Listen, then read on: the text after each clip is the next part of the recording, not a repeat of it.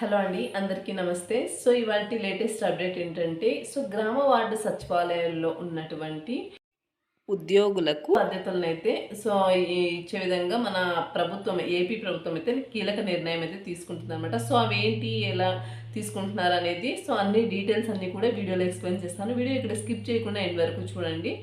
అలాగే వీడియో నచ్చినట్లయితే లైక్ చేయండి. మీరు లైక్ చేయడం వల్ల 10 మందికి అయితే వీడియో అనేది పాస్ అవ్వడం జరుగుతుందన్నమాట. అలాగే కొత్తగా చూస్తున్న వాళ్ళు ఛానల్ని సబ్స్క్రైబ్ చేసుకుని పక్కనే ఉన్న బెల్ ఐకాన్ అయితే యాక్టివేట్ చేసుకోండి. నేను పోస్ట్ చేసే లేటెస్ట్ అప్డేట్స్ అన్నీ కూడా మీరు వెంటనే చూసేయచ్చు. ఇంకా లేట్ చేయకుండా డీటెయిల్స్లోకి వెళ్తే కనుక గ్రామ వార్డు సచివాలయంలో ఉద్యోగులకు కొత్త బాధ్యతలను అయితే మన ఏపీ ప్రభుత్వం ఇచ్చే విధంగా కీలక నిర్ణయం అయితే తీసుకుంటుందన్నమాట. ఏపీ ప్రభుత్వం మరో కీలక నిర్ణయం తీసుకుంది. గ్రామ వార్డు సచివాలయ ఉద్యోగులకు మరో కీలక బాధ్యతలను అయితే అప్పగించబోతుందన్నమాట. రాష్ట్ర ప్రభుత్వ సీఎం నారా చంద్రబాబు నాయుడు గారు P4 కార్యక్రమాన్ని ఎంతో ప్రతిష్టాత్మకంగా తీసుకున్న సంగతి అయితే తెలిసిందే అనమాట. అయితే ఈ P4 కార్యక్రమం బాధ్యతలను సచివాలయ ఉద్యోగులకు అప్పగిస్తూ ఉత్తర్వులు అయితే జారీ చేసిందనమాట. ప్రతి సచివాలయ ఉద్యోగికి 3 క్లస్టర్లను కేటాయిస్తున్నారనమాట. ఆయా క్లస్టర్లలో మార్గదర్శులు, బంగారు కుటుంబాల సమన్వయ బాధ్యతలను మీరు నిర్వహించాల్సి ఉంటుందన్నమాట. అలాగే ఆంధ్రప్రదేశ్ ప్రభుత్వము మరో కీలక నిర్ణయం తీసుకుంది. రాష్ట్రంలో పేదరిక నిర్మూలన కోసం P4 కార్యక్రమాన్ని అయితే ప్రారంభించిన విషయం అయితే తెలిసిందే అనమాట అందరికీ.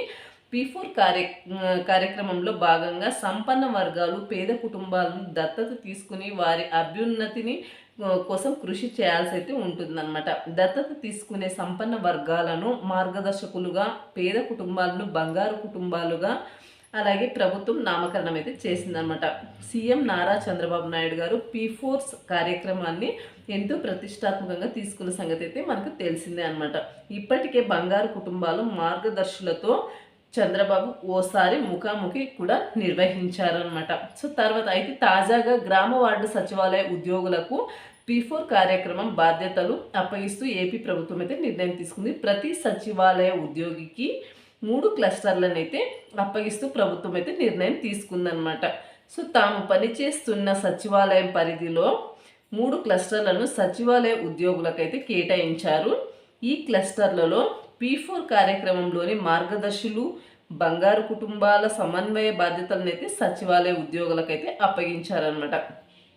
ఈ మేరకు ప్రభుత్వం నుంచి ఉత్తర్వులు అయితే విడుదలయ్యాయి.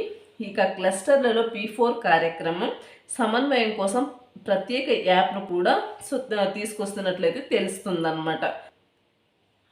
ఈ యొక్క ప్రత్యేక యాప్ని అయితే అందుబాటులోకి తెస్తున్నట్లు తెలిసిందనమాట. నెక్స్ట్ వచ్చేసి మరోవైపు ఈ యొక్క ప్రభుత్వ నిర్ణయం మీద సచివాలయ ఉద్యోగులలో కొంతమంది నుంచి వ్యతిరేకత అనేది వ్యక్తమవుతున్నట్లు తెలుస్తోంది. గత వైసీపీ ప్రభుత్వంలో వాలంటీర్ల ద్వారా ప్రజల వద్దకే ప్రభుత్వ సేవలు అయితే అందించేవారు. అయితే టీడీపీ కూటమి ప్రభుత్వం సర్కారు అధికారంలోకి వచ్చిన తర్వాత వాలంటీర్ల వ్యవస్థ మనుగడలో లేకుండా పోయిందనమాట. అయితే ఇప్పుడు క్లస్టర్ల బాధ్యతలను సచివాలయ ఉద్యోగులకు అప్పగిస్తూ ఉండడంతో కొంతమంది వ్యతిరేకతనైతే వ్యక్తమైతే చేస్తున్నారనమాట. వాలంటీర్లు ఒక్కొక్కరికి అప్పట్లో 50 ఇళ్ల బాధ్యతలను అయితే అప్పట్లో ఒక్కొక్క వాలంటీర్కి 50 ఇళ్ల వాళ్ళ యొక్క బాధ్యతలను అయితే కేటాయించారనమాట.